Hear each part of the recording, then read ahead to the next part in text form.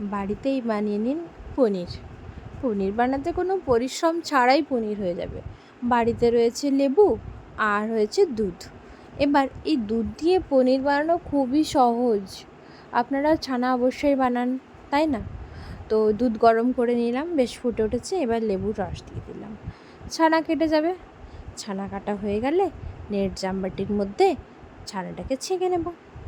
ছাঁকা হয়ে গেলে একটা কাপড়ের মধ্যে দিয়ে দেবো ছানাটা। তারপরে একটু এটা জল দিয়ে ধুয়ে দেবো, যেহেতু লেবু দিয়ে কাটিয়েছি তো তাই একটু জল দিয়ে ধুয়ে দেবো, টক ভাবটা চলে যাবে। এবার এই কাপড় দিয়ে জলটা ভালো করে ছেঁকে নিলাম। এবার ছানাটাকে ভালো করে হাত দিয়ে চটকে চটকে ছানাটা একবারে সুন্দর একটা মণ্ড পাকিয়ে নেব। এবার আমি ছানাটা বসিয়ে দেবো। আমি একটা শনপাপড়ি যে হয় ওই ডাব্বার মধ্যে বেশ মিলিয়ে করে রেখে দিলাম। এবার ফ্রিজে রেখে দিলাম।